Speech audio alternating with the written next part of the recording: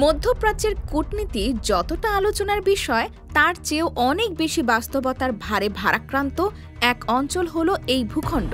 সেই অঞ্চলের পুরনো খেলোয়াড় ইরান আবারও বিশ্বকে জানিয়ে দিয়েছে সে কারো চোখ রাঙানিকে ভয় পায় না। কথায় নয়, এবার ইরান দেখিয়েছে কাজে। 2025 সালের 25 মার্চ তেহরান শহরের বাইরে এক অজ্ঞাত লোকেশনে ইরান সরকার আনুষ্ঠানিকভাবে প্রকাশ করেছে তাদের গোপন মিসাইল সিটি। এই মিসাইল ঘাঁটি যে শুধু একটা সামরিক স্থাপনা তা নয়, এটি একেবারে আধুনিক যুগের যুদ্ধ প্রস্তুতির বাস্তব রূপ। এই ঘাঁটির ভেতরে রয়েছে স্যাটেলাইট ইমেজ, আন্তর্জাতিক পর্যবেক্ষণ এবং ইরানের নিজস্ব ভিডিওতে যা দেখা গেছে তা বিশ্বের যে কোনো রাষ্ট্রের জন্য ভয়ানক বার্তা। ভূগর্ভস্থ এই মিসাইল শহরে রয়েছে হাজার হাজার ক্ষেপণাস্ত্র, স্বল্প, মধ্য ও দীর্ঘ পাল্লার সব ধরনের অস্ত্র। সাজিল, এমাদ, খাইবার শেখান, হাজ কাশেম নামের এসব মিসাইলগুলোর ক্ষমতাও অত্যন্ত উচ্চমাত্রার। প্রতি মিসাইল লক্ষ্যবস্তুতে নিখুঁতভাবে আঘাত হানতে পারে এবং বহন করতে পারে বিস্ফোরক, পারমাণবিক কিংবা ইলেকট্রনিক যুদ্ধ প্রযুক্তি। এই ঘাঁটি এমনভাবে নির্মাণ করা হয়েছে যেন কেবল শত্রুপক্ষের বিমান হামলা, ড্রোন স্ট্রাইক, স্যাটেলাইট লেজার কিংবা মাটিতে ঢুকিয়ে দেওয়া বাংকার বোমাও এটিকে ধ্বংস করতে না পারে। এর ভেতরে রয়েছে শক্তিশালী টানেল সিস্টেম, যার ভেতরে একযোগে শতাধিক ক্ষেপণাস্ত্র প্রস্তুত করে উৎক্ষেপণ করা সম্ভব। ইরান ঘোষণা দিয়েছে এই ঘাঁটি থেকে জরুরি মুহূর্তে প্রতিঘাত চালাতে সর্বোচ্চ 4 মিনিটের বেশি সময় লাগবে না। এই ঘাঁটির ভিডিও প্রকাশ করে ইরানের ইসলামিক রেভলিউশনারি গার্ড কোর বিশ্ববাসীকে একটা বার্তা দিয়েছে। এই বার্তা একেবারে সরল: আমরা প্রস্তুত, যদি কেউ আঘাত করে আমরা জবাব দেব একইভাবে এবং তার সময় নষ্ট না করেই। যুক্তরাষ্ট্র ও ইসরায়েল যেখানে ইরানকে চাপে রাখতে কূটনৈতিক নিষেধাজ্ঞা, অর্থনৈতিক অবরোধ আর সামরিক হুমকির রাস্তা বেছে নিয়েছে, ইরান এবার বলছে ভাষা বদলে গেছে। এখন দরকার হলে শক্তির জবাবে শক্তি। বিশ্লেষকদের মতে ইরান এই ঘাঁটি এতদিন গোপন রেখেছিল কারণ এটি তাদের প্রতিরক্ষা কৌশলের লাস্ট লাইন। কিন্তু বর্তমানে গাজা, লেবানন এবং ইরাক সহ বিভিন্ন অঞ্চল থেকে যখন ইরানের ঘনিষ্ঠ গোষ্ঠীগুলো একের পর এক হামলার মুখে পড়ছে, তখন দেশটি আর আড়াল রাখেনি। ইরান চায় বিশ্ব জানুক তারা কতটা প্রস্তুত। ঘাঁটির অভ্যন্তরে রয়েছে অত্যাধুনিক launch pad, electronic control centre, radar interfacing এবং পৃথক অপারেশন ইউনিট।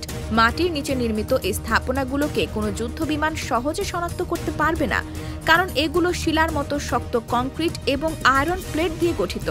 প্রতিটি ক্ষেপণাস্ত্র উৎক্ষেপণ টানেলকে আলাদা নিরাপত্তা বলয়ে রাখা হয়েছে, যাতে কোনো একটি লক্ষ্যবস্তু ধ্বংস হলেও অন্যগুলো সুরক্ষিত থাকে। এই ঘোষণার ঠিক আগে ইরান পরমাণু কর্মসূচিতে নতুন অগ্রগতির কথা জানিয়েছে। স্পষ্ট করে বলেছে তারা আরও উন্নত সেন্ট্রিফিউজ ব্যবহার করছে এবং ইউরেনিয়াম সমৃদ্ধকরণের মাত্রা বাড়ানো হচ্ছে। এই দুই ঘটনার মধ্যে যে সম্পর্ক রয়েছে তা কারো বুঝতে বাকি নেই। ইরান বলছে তারা শান্তিপূর্ণভাবে পারমাণবিক শক্তি চায়, কিন্তু বাস্তবতা বলছে তারা হয়তো আরও গভীর প্রস্তুতি নিচ্ছে একটি নির্দিষ্ট মুহূর্তে প্রতিক্রিয়া জানানোর জন্য। ইরান যখন এই ঘাঁটির কথা প্রকাশ করছে তখন আন্তর্জাতিক রাজনীতিতে চলছে বড় উথাল পাথাল। যুক্তরাষ্ট্র প্রেসিডেন্ট নির্বাচনের মুখে, ইসরায়েল গাজা যুদ্ধে লিপ্ত, সৌদি আরব মধ্যপন্থী খেলায় ব্যস্ত, আর রাশিয়া ইউক্রেন যুদ্ধ এখনও অব্যাহত। এই অবস্থায় ইরান তার অস্তিত্বের ঘোষণা দিতে চেয়েছে এমনভাবে যাতে ভবিষ্যতে কেউ ভুল করে তার ঘাড়ে হাত না রাখে। এই ঘোষণা কেবল ওয়াশিংটন, তেল আবিব, সৌদি আরব, বাহরাইন, সংযুক্ত আরব আমিরাত, এমনকি তুরস্ককেও চিন্তায় ফেলেছে। এই দেশগুলো সম্প্রতি ইসরায়েলের সঙ্গে সম্পর্ক বাড়িয়েছে এবং সেই সূত্রে ইরানের কৌশলগত প্রতিপক্ষ হিসেবেও বিবেচিত হচ্ছে। এই ঘাঁটি একরকম চোখে আঙুল দিয়ে দেখিয়ে দিয়েছে যুদ্ধের জন্য প্রস্তুতির নতুন সংজ্ঞা কি।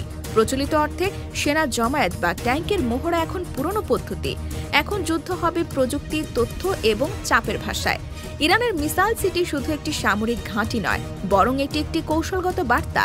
এই ঘোষণার পরই মধ্যপ্রাচ্যের ভূ রাজনীতি এক ধরনের অদৃশ্য অস্থিরতায় প্রবেশ করেছে। যুক্তরাষ্ট্র এবং ইসরায়েল এই ঘোষণাকে প্রতিরক্ষার চেয়ে আগ্রাসনের প্রস্তুতি বলেই দেখছে। হোয়াইট হাউস এক বিবৃতিতে বলেছে ইরানের এই কর্মকাণ্ড আন্তর্জাতিক স্থিতিশীলতার জন্য হুমকি। তবে ইরান পাল্টা বলেছে আগ্রাসন নয়, প্রতিরোধই তাদের লক্ষ্য।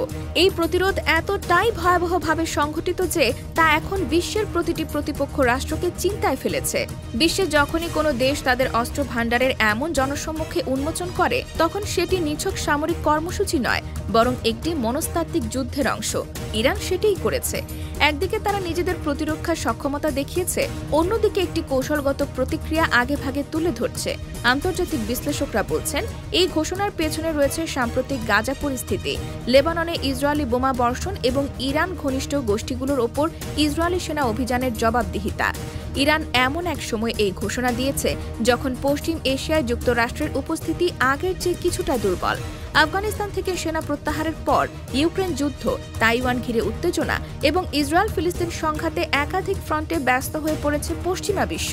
ইরান এটিকে সুযোগ হিসেবে দেখেছে এবং নিজেকে নতুনভাবে তুলে ধরেছে।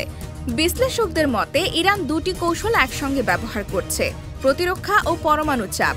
মিসাইল সিটি দেখিয়ে তারা বলেছে কনভেনশনাল অস্ত্রে তারা প্রস্তুত, আর পরমাণু কর্মসূচির অগ্রগতির ঘোষণা দিয়ে তারা মনে করিয়ে দিচ্ছে যে প্রয়োজনের শেষ অস্ত্র হিসেবে পরমাণু বেছে নিতে তারা দ্বিধা করবে না। ইরানের ইউরেনিয়াম সমৃদ্ধকরণ বর্তমানে 83.7% পর্যন্ত পৌঁছেছে, যা অস্ত্র তৈরির জন্য প্রয়োজনীয় 90%-এর খুব কাছাকাছি। অর্থাৎ তারা চাইলে খুব অল্প সময়ের মধ্যে একটি কার্যকর পরমাণু বোমা তৈরি করতে সক্ষম। যদিও আন্তর্জাতিক পরমাণু শক্তি সংস্থা বারবার চেষ্টা করেছে ইরানের কার্যক্রম সীমিত রাখতে, কিন্তু বাস্তবতা হলো তেহরান এখন নিজের গতি অনুযায়ী আগাচ্ছে। এই পরিস্থিতিতে ইসরায়েল সবচেয়ে বেশি চাপে রয়েছে।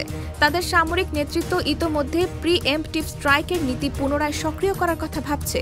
কিন্তু সমস্যা হলো ইরানের মিসাইল ঘাঁটি এখন এমনভাবে ছড়িয়ে দেওয়া হয়েছে যা কেবল এক জায়গায় নয়, দেশ জুড়ে গোপন ও সংযুক্ত। একটি আঘাতে পুরো নেটওয়ার্ক ধ্বংস করা অসম্ভব।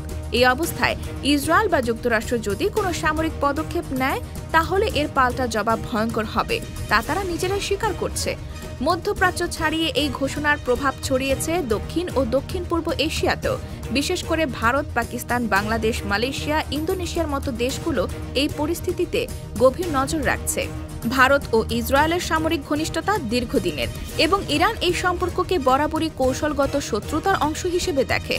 ফলে এখন ভারতের প্রতিরক্ষা বিশ্লেষকরা ইরানের নতুন ঘাঁটি নিয়ে বিশেষভাবে চিন্তিত, কারণ এর আওতায় ভারতের পশ্চিম সীমান্তের বেশ কিছু সেনা ঘাঁটি ও বন্দর সহজেই পৌঁছানো যায় এমন পাল্লার মধ্যে পড়ে। অন্যদিকে পাকিস্তান বরাবরই ইরানের কৌশলগত প্রতিবেশী। দুই দেশের মাঝে সাম্প্রতিক উত্তেজনা থাকলেও ইসরায়েল বিরোধী অবস্থানে তাদের অনেক সময় কৌশলগত একমত হতে দেখা গেছে। তবে তেহরানের এই ঘোষণার পর পাকিস্তান এখনও আনুষ্ঠানিকভাবে কোনো প্রতিক্রিয়া জানায়নি। তারা বিষয়টি পর্যবেক্ষণের অবস্থানেই আছে।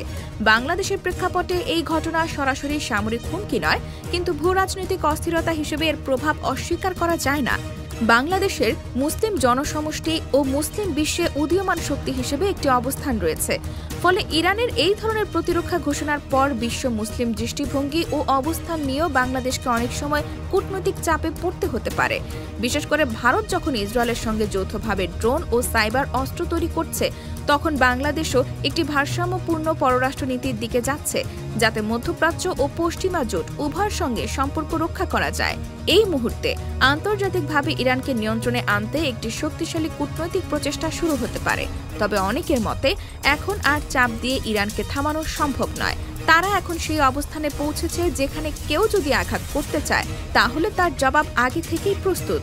মিসাইল সিটির নামটা শুনলে হয়তো কেউ ভেবে নিতে পারে এটি একটি প্রোপাগান্ডা বা ভয় দেখানোর অস্ত্র, কিন্তু এই ঘোষণার পেছনের বাস্তবতা একেবারে ভিন্ন। এটা হচ্ছে একটি পূর্ণাঙ্গ কৌশলগত বাফার, যা দিয়ে ইরান যুদ্ধের আগেই যুদ্ধ শেষ করতে চায়। শত্রু জানুক, যদি কেউ চাপে ফেলতে চায় তবে তাদেরই প্রথম পুড়তে হবে। এই অস্ত্র প্রতিযোগিতা কোথায় গিয়ে শেষ হবে?